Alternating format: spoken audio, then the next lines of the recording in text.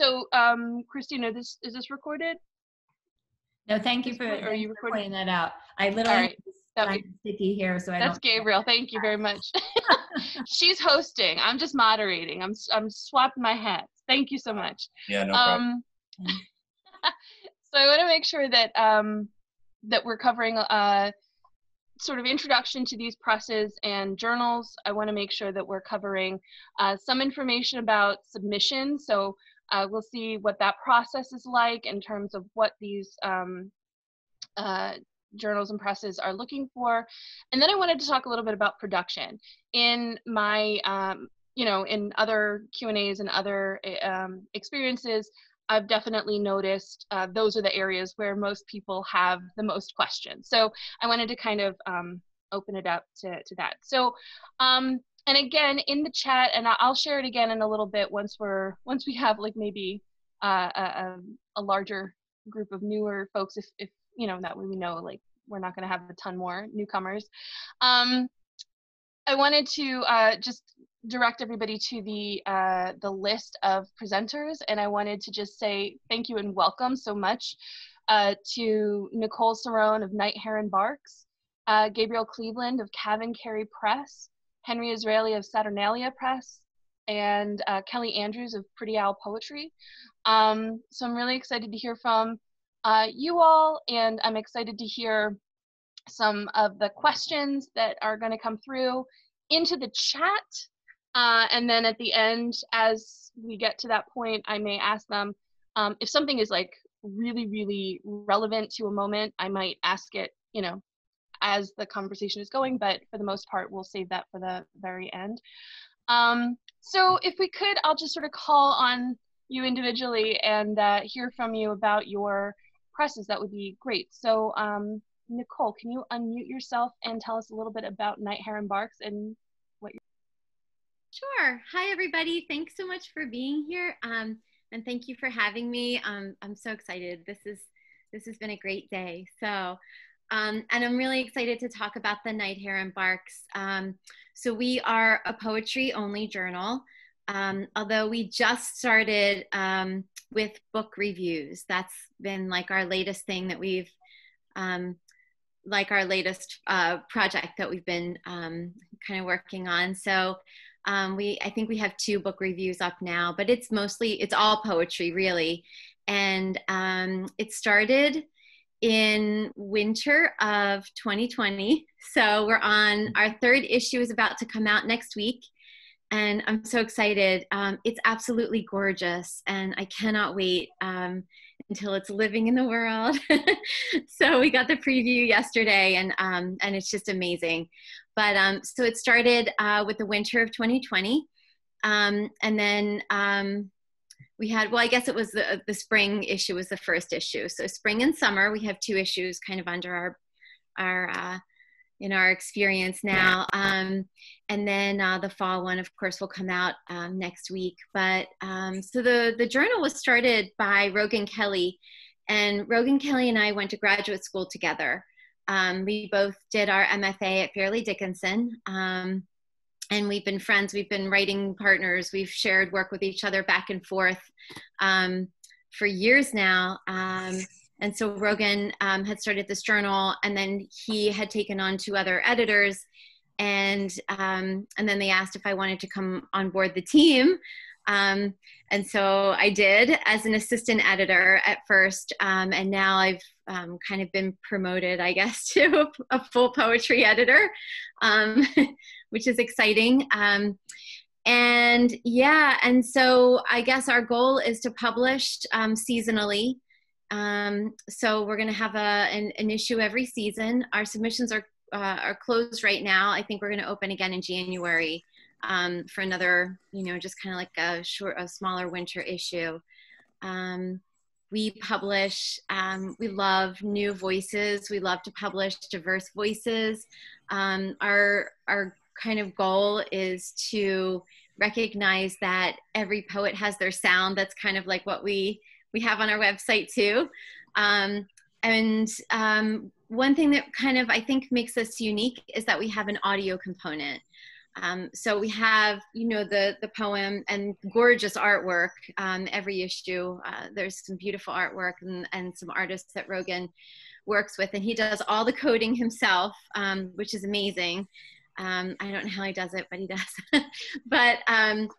But the audio component, I think, is really very special, because you really do hear from the poets themselves in their own voices, what they've written and how they read their own work. And I think that definitely gives a special touch to the issue. Great. And yeah, I guess that's a good introduction, I guess. Excellent. Thank you so much. Thank you. And next, if we could hear from Gabriel Cleveland from CavanKerry Press. Hi there. No, yeah, okay, good. I'm not muted. As Courtney mentioned, I'm from CavanKerry Press, which is now here on my display. We are a nonprofit poetry press operating out of Fort Lee, New Jersey, and we release full-length books of poetry and creative nonfiction. For reference, including front and back matter, our shortest books are around 80 pages. Here's our two most recent ones. This is not even the finished product, obviously, but it will be soon. And we also produce memoir. Our recent memoir have been around 200 pages, although some have certainly been longer. This concludes the show and tell portion of my introduction. So we publish 6 titles a year, 4 in the spring and 2 in the fall. For this past and upcoming year, we've released a memoir each March and a first book of poetry each April. We always shoot to release new works of poetry by unpublished authors. We are proud to say we published Ross Gay's first book, for instance, several other authors, January Gill O'Neill, Joseph Legaspi, I believe. The list goes on. That's I was talking about Fred Shaw's book earlier today, which was a first book as well. We always shoot to publish one book from a New Jersey author. And we have more programs, which you can, of course, learn about on our website. I don't want to take the whole time. Thank you so much. Thank you. Next, if we could hear a quick introduction from Henry Israeli of Saturnalia Press. Sure. Hey, so Saturnalia Books was, oops, can you enable screen sharing for me so I can do a slideshow? Would that be possible? Yep, try right. Christy. That should work. All right. So everybody should be able to see that. Okay, so Saturnalia Books is a nonprofit poetry publisher. We've been publishing strictly poetry since 2002. Actually, we were established in 2002, so our first book, The Babies, came out in 2004. That was by Sabrina Oramark. And I'll just show you some of our covers through the years. We started off publishing 2 books a year. We started off with a poetry contest as well as a poet-artist collaboration series that doesn't exist, but you can see an example of it on the right, probably our most successful one by John Yao. We had the Girlesque Anthology, which was very successful and kind of started a movement, I guess.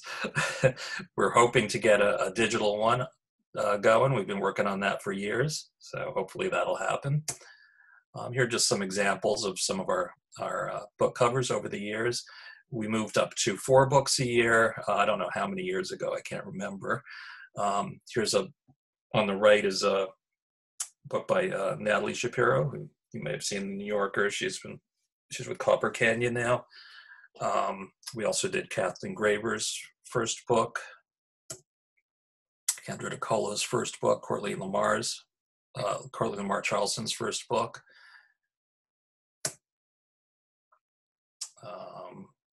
Shayla Lawson and Ben Kingsley here. And more recently, our winner last year was All the Gay Saints by Caleb Ray Condreely, who's from Philadelphia, actually. Our authors are all over the United States, from coast to coast, southern, northern, everything.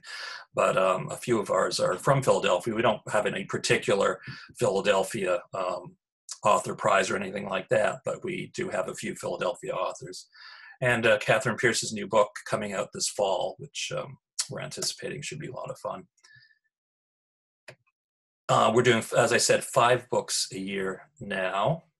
And as well, we've added a new contest. We've got an endowment to do a book of translations of a female poet or a female identifying poet by a female identifying translator. So that's our newest contest. So we actually have 3 prizes right now. We have the Saturnalia Books Poetry Prize, the Saturnalia Books Editors Prize, and the Melinda A. Markham Translation Prize. So we have 3, and then we publish 2 additional books, typically by our stable of authors. So if you're asking what we're looking for, that's a tough question, but we're looking for stuff that speaks to poetry today. We're looking for stuff that's unique, that's different, that excites us, that stands out from the crowd.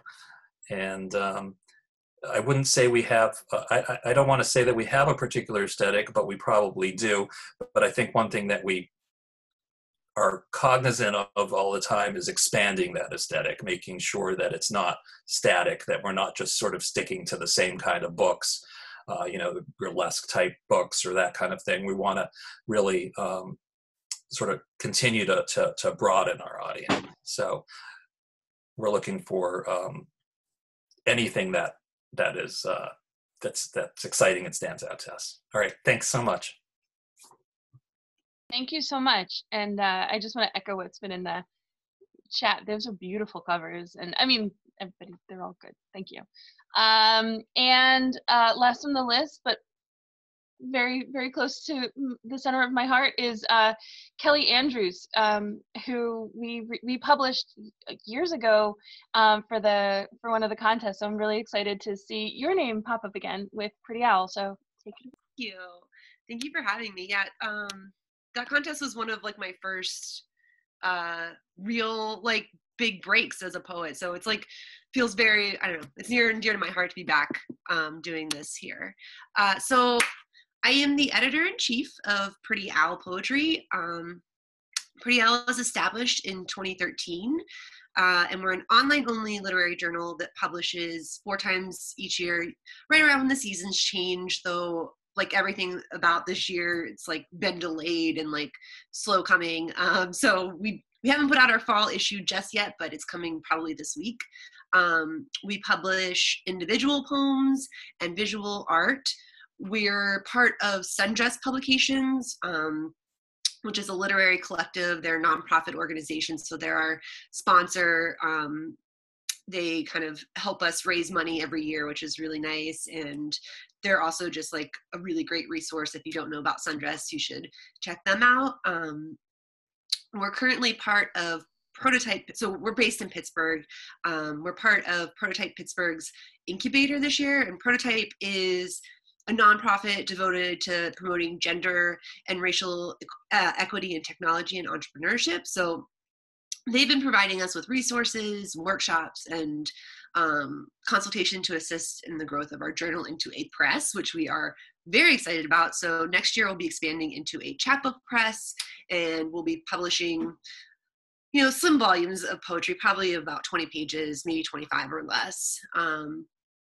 in general, we like to publish traditional, non-traditional poetry. So, sestinas and sonnets are welcome just as much as free verse, prose poetry, and also work that doesn't really fit into a specific genre.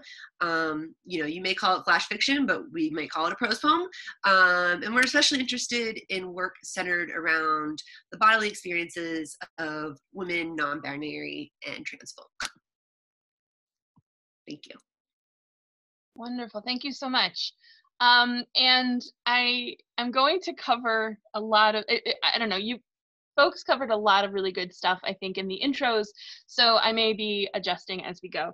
But I wanted to ask kind of generally, the first thing is, what sort of, how do people submit? What platforms do you use? Is it a question of going to the website and then clicking through?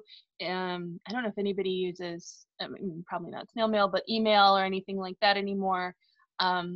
Just what is that process of initially submitting like?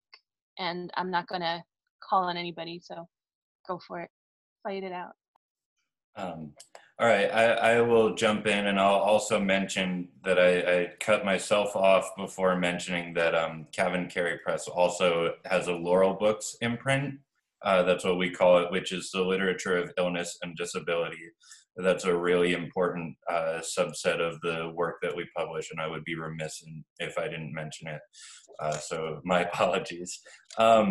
As far as accepting submissions are concerned, we go through Submittable, but we revamped our launch for all of it this past August when we had our most recent submission period, and we made our website, our social media, everything else would link straight to that. No matter where you were on any of our pages, there was a way that took you straight to the Submittable page, which had all the guidelines, which were also on the website. And in contrast, we do not use Submittable.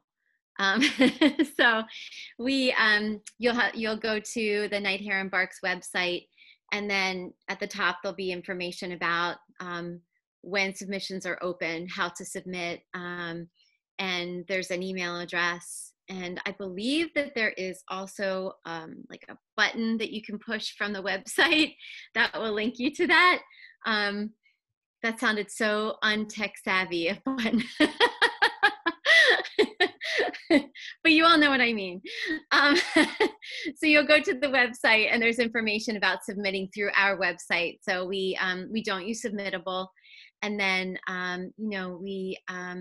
we do love cover letters, and we read them carefully, and we've had some really fun ones. So, and I guess in terms of submitting and cover letters, I don't know, Courtney, if I'm getting ahead of myself about this, but in the cover letter, what we really appreciate is you just being authentic, right? Like just you being yourself, addressing the editors, telling us a little bit about your work, and just making it a nice, friendly letter. I think that goes a long way. But yeah, so submitting through the website and not through Submittable. Thank you. Yeah, I love a brief but authentic cover letter myself. So we have our contests, which you can submit to through our website. It's through Submittable. And when you submit to the Saturnalia Books Poetry Prize, you're automatically also submitting to the Saturnalia Books Editors Prize. So you got sort of 2 for 1 there, and then there's the Translation Prize as a separate one. As far as cover letters go, we don't really care. We read anonymously, and I wouldn't spend too much time explaining who you are. I would definitely not spend time explaining what the manuscript is or what the poems are about. That should be obvious to us as readers. And as I said, our readers read anonymously. You can include acknowledgement page or not. We don't care either way. I think it's probably a good idea to include it if it's impressive, but otherwise not really. And again, I think chatting your book up too much can be a kind of a turnoff. We want to just look at the work and hope the work speaks for itself. It shouldn't need an explanation from you to be accessible. So the briefer the better, I think. Yeah, especially for a full collection. It's nice to go back and see that, see a cover letter from someone we decided, oh, this manuscript is great, but it's not going to make or break. Definitely. We've talked a little bit, I think, in a couple situations here about contests, and Christine was good enough to remind me to share the link to our own. But what role do you use contests or themed issues? Why and how? How does that factor into the overall, I guess, mission, or I guess the publication year program? I don't know if anybody has the specific. I'll just go really quickly. We don't have, right now, we don't have contests or theme issues. Great, I'll jump in as well and say the same thing, and quickly kind of give like a little bit of Pretty Owl's submission spiel. Yeah. We use Submittable, so prefer that. We don't really, we read cover letters, but I don't really care about them. It's like, echoing that it's really about the work. And we have like 3 official poetry readers aside from myself, and then an assistant editor who jumps in to read on occasion. And the decision of what poems make it into the final issue usually comes down to me, but I do try to take into consideration, like, if 4 other people are like, yeah, this is great, and I'm like, I'm gonna go and lean with like everyone else that's on staff and be like, yeah, okay, like, it's great, like, so, but no contests, no themes, but open year round. Great, thank you.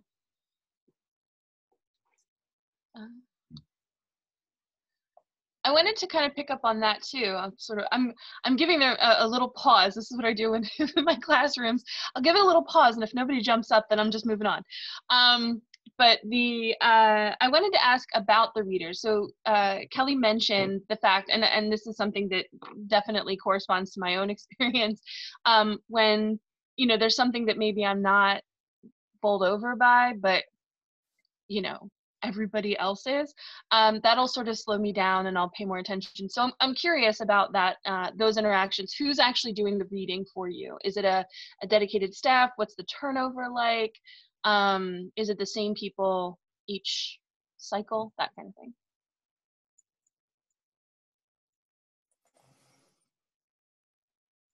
Go ahead. Should I start? Okay.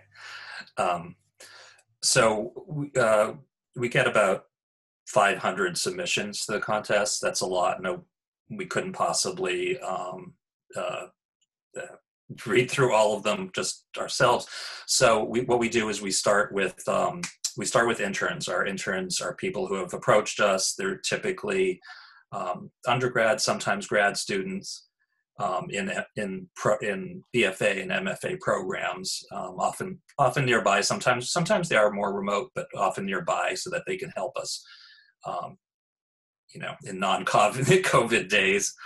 And so they'll start the reading, and we'll have them read the first round. They'll read the first 10 pages, and then the editors will go in and make sure that however they've analyzed it is okay, that they haven't let anything slip through the cracks, which definitely can happen. So the editors, being myself and Chris Salerno, will actually look at every single manuscript.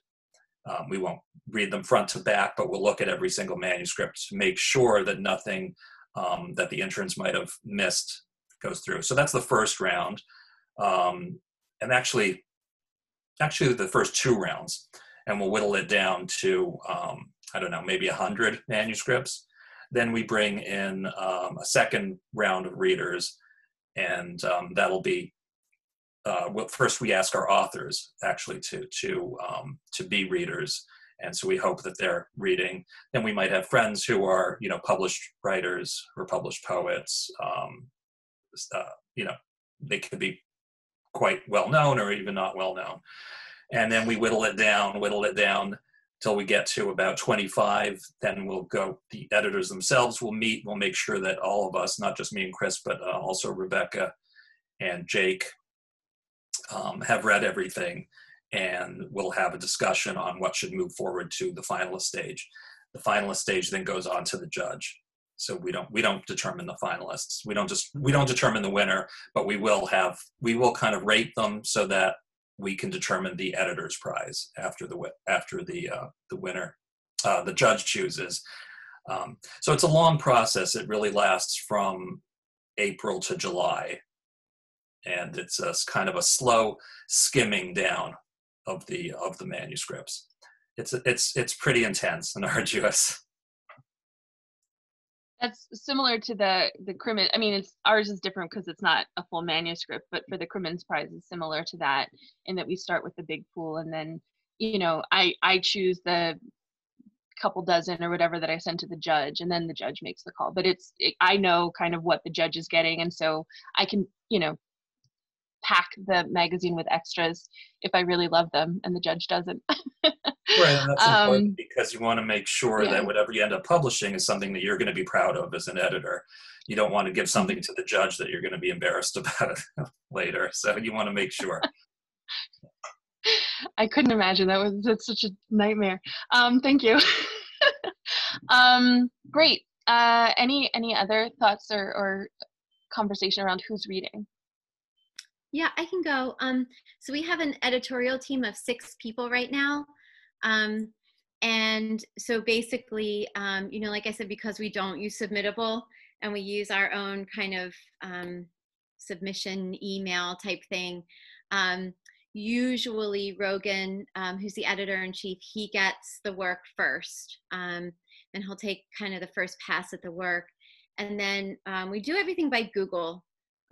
So we all have folders inside our big folder, and then we have like maybe he'll push a certain poem out to a couple of us to read, and then that will be after we make our comments on that, then the other readers will get it. So we'll just keep, I mean, ideally we all kind of see everything that comes our way. It's a lot of work and it's a lot of reading, but the goal is for all of us to kind of have eyes on the work, and we make comments and then we respond to each other's comments.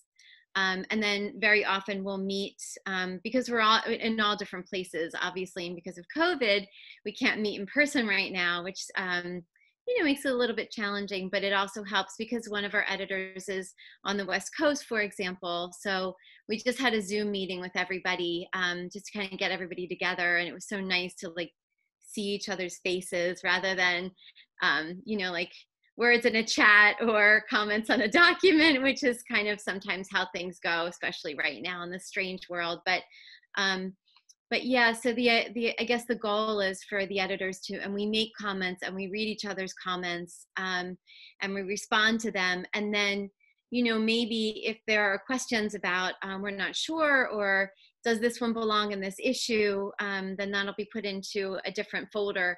And then the good thing about having those comments concretely on the document is that when we go back to the documents, we can see, okay, well, this is the comment that so-and-so made. Let's talk about that comment.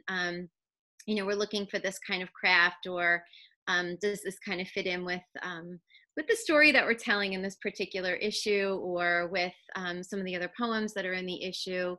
So I think it's, like I said, it's a lot of work, but in the end, I think we, all 6 of us, really do end up reading everything that comes our way. So that's kind of how we do it. And we do have a team approach. You know, obviously, if there's a big question, if there's something that we're divided on, then we'll meet about it. And Rogan, of course, as the editor-in-chief, has, I guess, the ability to make the final call. And but I don't think it's ever really come down to something like that. We can usually come to an agreement about what we like, or what we see, or what's working for us as is what we're trying to do with our own journal.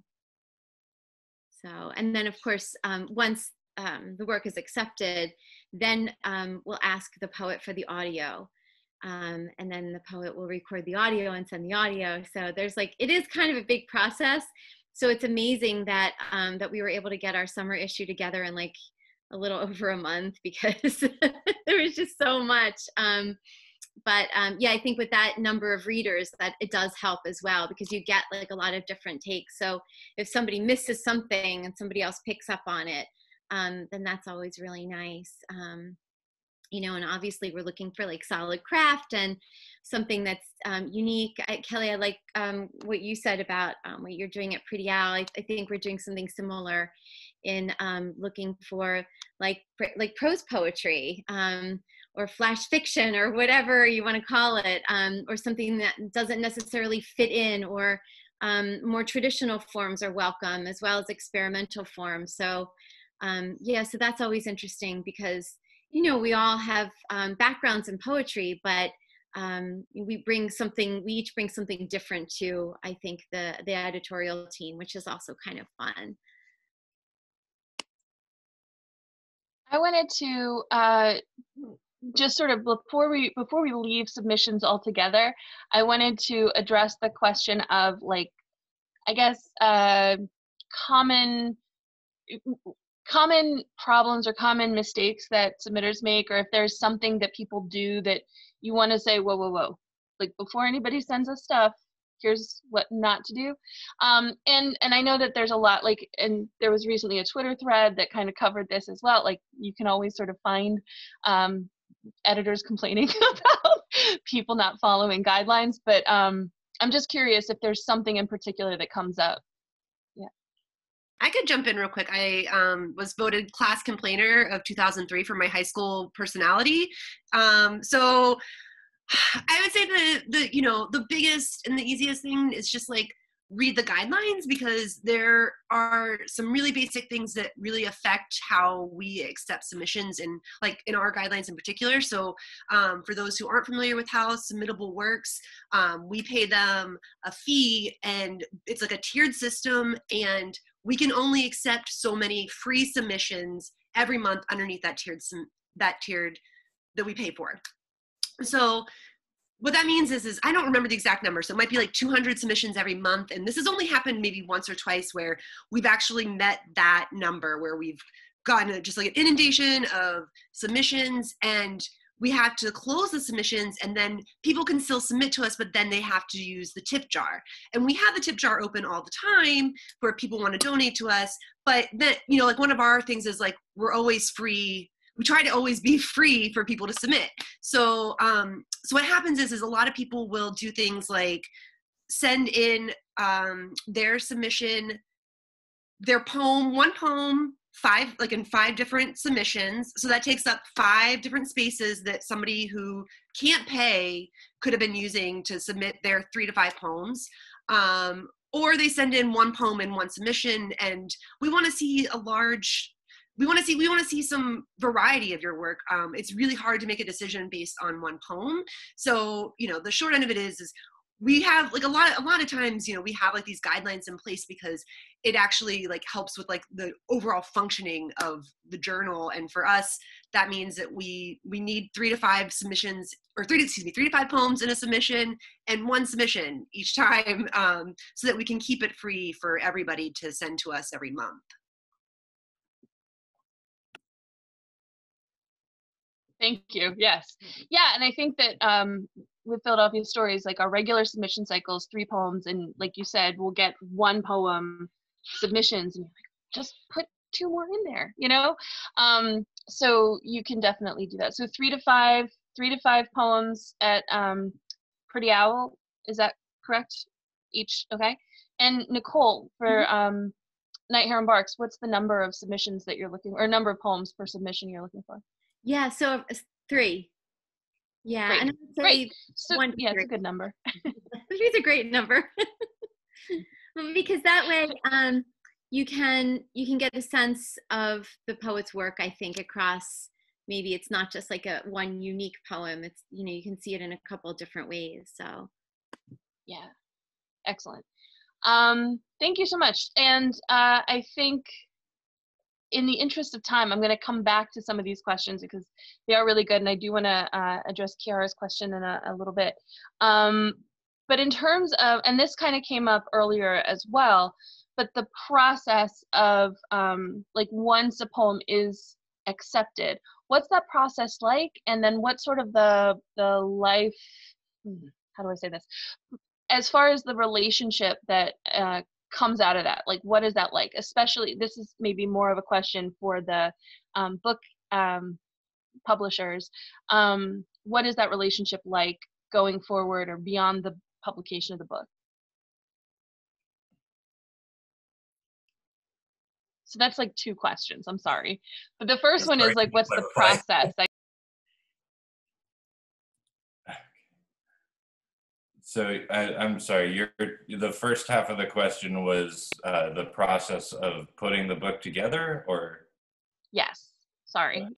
Okay, well, I actually, last year for our board, I put together an entire like 3-page, as simple as I possibly could, explanation, and yet it was still 3 pages long, about the entire publication process, because it was one of those things that, you know, before I started in this in 2018, I didn't know the half of it.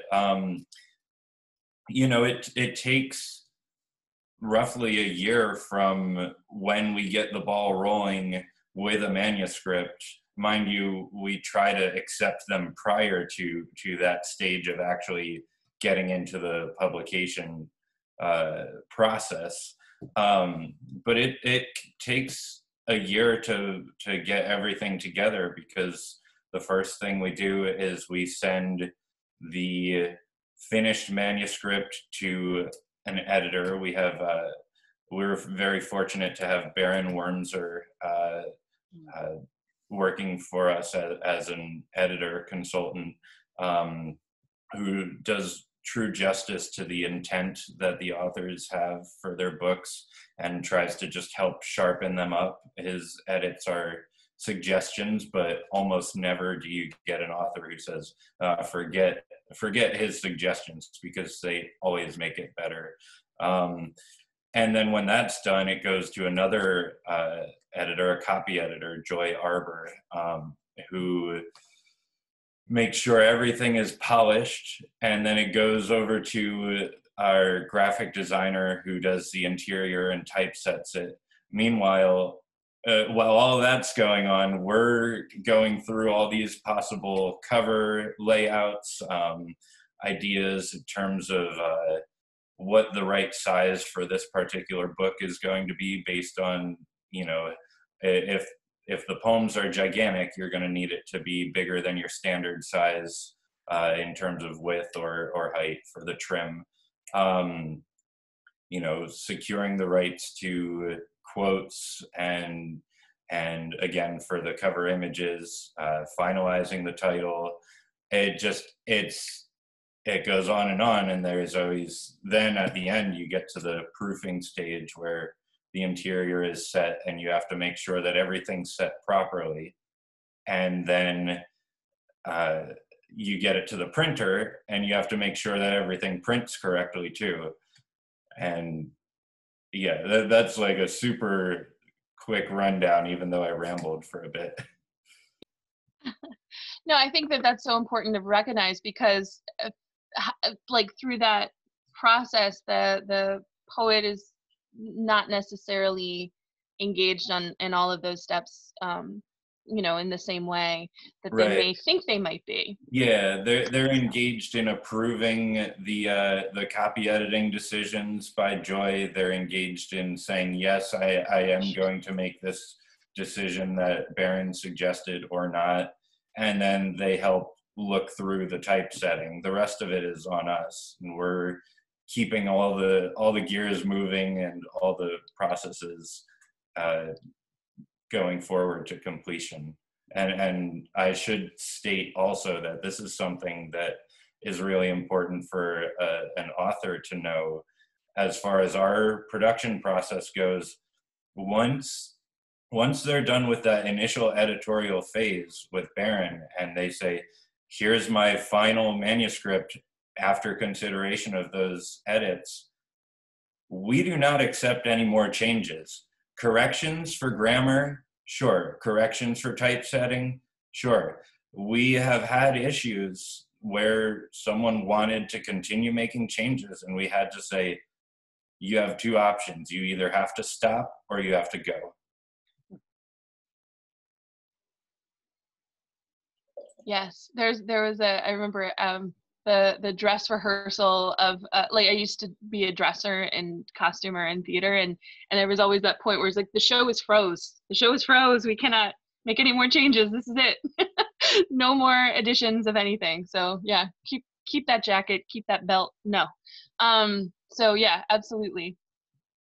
Henry, did you have anything to add to that process? Is anything different? Yeah, it's pretty similar. Chris Salerno, our editor, will work directly with the author on editing and copy editing the manuscript. Then it'll go to the designer, and she'll work. Robin will work with the author as well. And we don't use an outside proofer or an inside proofer. We basically just give it back to the author for approval several times, again, until we've had enough and it's got to stop. But it's really up to the author. Sometimes the author will actually hire or get someone else to proof for them. That's fine too. But we find it works pretty well just with the author because they go over it so many different times and approve it so many different times that, might we miss a hyphen that should be there or something? Yeah, that might happen, but that's okay. Thank you. And then coming back to our journals, I wanted to talk a little bit about, and this, we'll ask you first and then come back to the presses. And you can kind of, I think, see just how different these processes are and sort of how much, like once, on our side as writers, we're submitting and submitting and submitting, and then there's maybe a feeling of like, I have a chapbook, or I have a collection, or I have 5 poems or whatever I'm sending out. That feels like it's often the decision, but you can kind of see here how the choices in the decision making and how long the process is can really vary. And I think that's something to just kind of keep in mind from the position on this side of submittable. So I wanted to ask about again the relationships, because I think again at a journal there's something, there's more volume or there's more individuals involved, but I think that in book publishing there's much more of an intensity maybe of that engagement. So I'm curious about that, like what the relationships are and sort of support of either issues, or like how do you what kind of outreach do you do as far as helping get the word out, I guess, about the issue or the I can go. So yeah, and I think that is an interesting question. So once somebody is published, and I just wanted to say something really quick that backs up to what the book publishers were saying about I guess reviewing before it's published. So one thing that we'll always do is that before the issue comes out, obviously the poet will have the opportunity to look at their page, and they can approve the artwork, and they can make sure that the poem looks the way that they imagined it was going to look, and to review the audio and everything like that too. So I just wanted to say that also happens on the journal level, at least for us. So there is that time where we share, like, okay, here's your proof.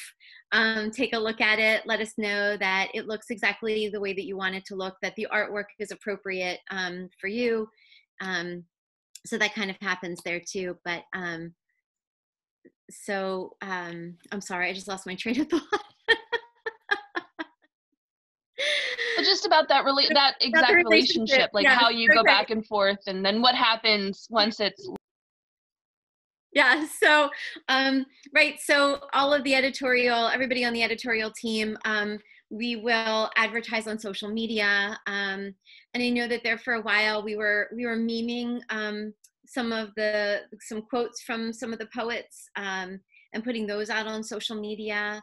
And we're hoping to be able to do that pretty much more consistently. I know we did that for every poet in the first issue as kind of like the inaugural issue and all of that. But that was actually really nice. And I know that the poets appreciated that. And then, of course, the poets themselves sharing the issue and their own publication on their social media. And in fact, through their publications and their connections, we've gotten other people to submit. So that's been kind of nice, because going back to what I said about the cover letter, what I think is interesting about the cover letter is that, if somebody refers you to the journal, or like if you really like somebody's poem in the journal, you can say like, oh, I'm submitting because I loved so-and-so's poem. And, or I read your spring issue and I thought that this was fabulous and it spoke to me, or something like that. I think that shows that you read the journal, which I think is really important. And it also kind of, shows that there is this connection, right? Like we see these bonds that are happening from poets. Most recently from the summer issue, we saw, I've seen on social media poets connecting because they've been published in the same issue. And then they're like championing other pieces of writing that they've done. And so for me, I can only speak for myself, but I feel like the other editors on the team might feel this way too, that's super exciting, because that relationship happened in the summer issue of the Night Heron Barks, and to be able to see those friendships or those professional relationships develop, I think that's really great. So that's something beautiful that I've seen kind of come out of, the connection of the poets, and being able to, I think, hear their voices too in the audio is kind of exciting, because, there's that conversation piece as well. So I hope that answered the question appropriately. I think so, yeah. Sorry, I lost the train of thought. Thanks. No, I love it. I've definitely heard people refer to themselves as like press siblings or press cousins and things like that, which I think is really lovely, and a nice way to, to refer to that relationship too. Yeah, other and I think Henry mentioned using or incorporating previous authors in the editorial or the submission process and the selection process, which I think is really interesting. And Kelly, you just unmuted, so I'm calling on you. Great. So I just wanted to jump in quickly. We've kind of grown exponentially since we started. We started as 3 people starting Pretty Owl, and now I think we're up to 10 total. So we're lucky in that everyone sort of has assigned roles and they can help promote. So things that we do outside of just publishing our authors is we are relaunching our podcast, which we call Popcast. And this time around, we will be mostly interviewing our past contributors and having them on to read their work. That'll be like once or twice a month, we'll be releasing an episode of that. We do a monthly newsletter. Basically, I am just, like everyone, just scrolling forever at night and like taking screenshots of like all the people I'm friends with that we published, and where they're published next. I send that to our intern, and our intern puts all that information into our newsletter. They also put it on our social media. So we're constantly sharing news from our past contributors, if they're friends with me, about what they're up to. We also ask them, please email us and share us, but people tend to not really keep up with it that much. And then we also, so with the press that we're starting, one of the big things that we're hoping to do is really help with like a book launch. Oh, we do a reading online too for each journal. So we have a relationship with a local bookstore called White Whale Bookstore in Pittsburgh, and they're really great hosts. And so we'll pick like 3 or 4 people out of every issue, and we'll do an online book launch, or online reading from that issue, which really kind of took off mostly from the pandemic being all virtual. One of the tiny perks of this.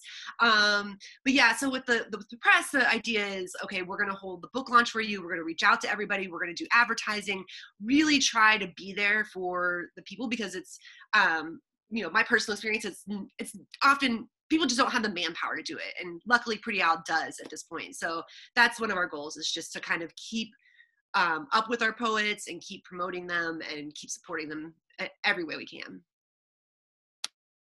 Great. To that end, I would love it if, those of you who are publishers of journals or presses or whatever, if you have social media, easily accessible handles and whatnot, go ahead and put them in the chat so that people can follow one another. I think that would be useful. Kind of one of the reasons people come to events like this, I think, is to connect with one another and to build those relationships to then, recognize when those submission periods are open, when contests are closing, and those kinds of situations. So we want to make sure that that's coming up. Terrific. Great. Thank you. I honestly, I'm not sure about the chat, Diane. I will ask Christine. I'm hoping that I'll be able to keep some of it. I know that there have been a couple things. If you save the chat before you end the session, you'll be able to keep it. So. Yep. But it'll be the whole day, won't it, Christine? No, it'll just be this. All of room 3. Oh, okay, good. Room 3 throughout time. I'm wrong. All of room 3, but we learned a lot in this room, so. It's a great room. Best room ever. Well, we can pull out the handles and stuff. We can we did have a couple questions that I wanted to just sort of address briefly as far as readership and distribution. I think that is a really good question I can't answer about Philadelphia Stories, Christine. I don't know if you have those numbers. I know that it changes. It's a little different now with the COVID situation. Yeah, we have 2,000 followers on Facebook, and we have about close to 2,000 on Twitter. So it's at Phil Store. I'll put it in the chat. There you go, as requested. Thank you.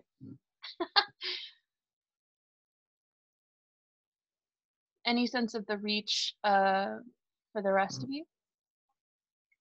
Well, we have, well, first I would say, I mean, obviously it depends on the book. Different books will extend to different audiences. We published a book which was a memoir in verse in the voice of Eleanor Roosevelt. That one in particular reached a lot of museums that perhaps our other books maybe wouldn't, have a home in the FDR library, all those types of places. But we have distribution through the University of Chicago Press, Chicago Distribution Center. So we have a national, it goes to a little bit of everywhere all across the country. So it depends again on the book. Different books will end up in relevant bookstores, but we do an initial print run for most of our titles of 500 copies, and often we do a follow-up print run within a couple of years because those are gone and we have to get some more out there. And some of our books we're doing 1,000. So. Thank you. I have some numbers handy from last year for, this was actually Sundress had filled out some kind of, grant. And so they asked us for these numbers. So to our website, we had, in 2019, we had almost 10,000 visitors throughout the year and then 30,000 views. But people aren't always looking at just the issue. Like they might just be like, poking around and see what we're up to, but that was for 2019. So, I mean, we do have like a pretty good reach, but I also have no idea what other people have. So those numbers are sort of meaningless to me and they might be meaningless to you, but here they are. All right, we have, I just looked at Facebook. We have over 2,000 followers. We reach over 8,000 people. as far as books go, like Gabriel said, each book is different, but we publish between 1,000 and 1,500 copies of each poetry book. Several have gone into second printings as well, and some have gone into third printings. So it really depends on the book. I'm trying to think of maybe our best seller. I guess our best seller is probably The Babies, and that would be, we've probably sold over 4,000 copies at this point. Awesome, thank you. Great. I wanted to come back. There have been a couple questions that I might have missed in the flurry of social media contacts, and I apologize for that. But I know that Chiara asked about resubmitting, and that I think is an interesting question too. So after being told not for this time, sometimes, for me, it's like I don't necessarily want to see the same poem again unless it's radically different. But I'm curious about that with other folks. I think the other thing that I wanted to say is that speaking of relationships, I probably have as strong a relationship by email with poets that we don't accept work from as with people that we do, just because of the that back and forth can, sometimes you see something and you're like, this is really incredible. It's just not going to work this time. And I'm curious about that too, like what that relationship is like and how that works in terms of kind of maintaining or cultivating a relationship even after you've said no to somebody. I'll jump in real quick. We definitely have like a tiered system. So there are like 2 different rejections that will go out, and usually the form one just says, hey, we accept, like, I think it's like less than 4% of all submissions that come into us. And then the tiered one is usually like, we really enjoyed your work, please consider sending to us again. And we've had people send to us like both, there are a few favorites that I know by name that send to us every time we reject them, and a couple of days later they're sending us in a new batch, and that's great. That's fine by me.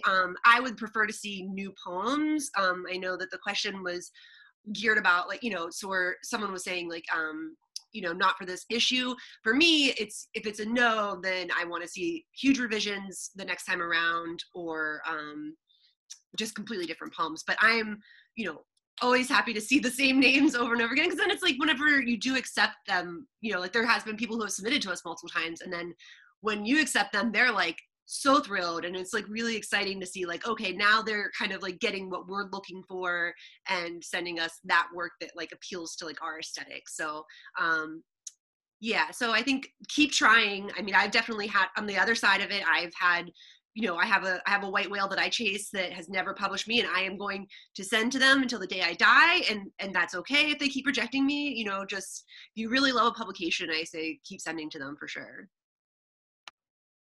Yeah, I would definitely say, keep at it. But yeah, there's certain, for publishing a whole book of poems from a certain author, I think it's a little bit different. I think it would be a disservice for you to wait around for the next submission period, which won't come around for another year and a half or something in our case, only to send the same collection. There may be, in some special instances, when a manuscript, we say, wow, this is our kind of book, but it's missing that certain thing. In those instances, we may invite someone, hey, if this is something you're into, you can work on it again, and we would be happy to see a revision. But that's by far the minority of the collections we get. We also have a tiered response where most people are going to get a general rejection, thank you for your time, but some people will, we simply can't accept everyone. We have, I think it's even slimmer than, I think, 4% at this point for us. So we just have to say, your manuscript was great, but we couldn't take it. And those folks we're always happy to see again, you know, with the next manuscript. But again, if you're waiting for 2 years and not submitting your book elsewhere, that do yourself a favor and keep hunting and send us your next book. So I agree with both of those answers. Definitely submit again, but maybe something different. Because I think that is a good, that's such a good way to think about it. Like, Gabriel, I appreciate when you said, do yourself a favor, right? You don't want to be waiting around till spring, you know, to get this poem placed where it might find the right home someplace else. So, but then to that same question, I remember having a conversation with my mentor at FDU talking about how often when people get a rejection letter that they don't resubmit, or they just, you know, kind of stop submitting for a while or whatever.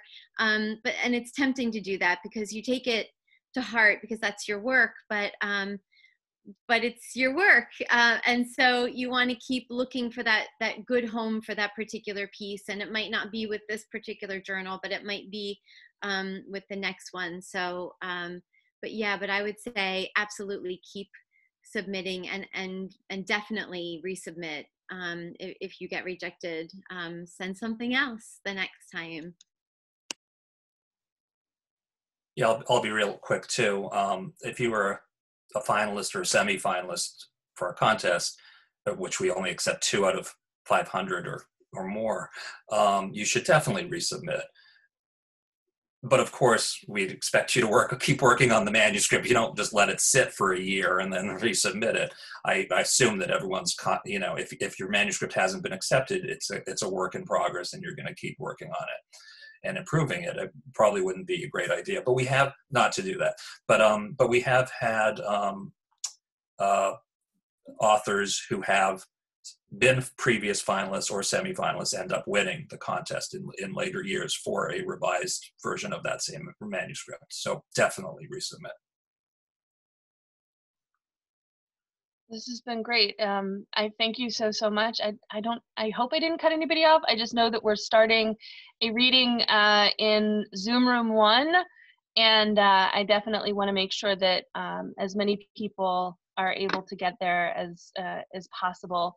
I really appreciate this conversation, and thank you so much for all of the openness, the look behind the curtain, and I really definitely I'm heartened, I think, as a writer, just generally, because I know that as Karen Dion mentioned this morning, it's really hard not to it's really hard to submit your own work, I think, while you're busy doing other writing work.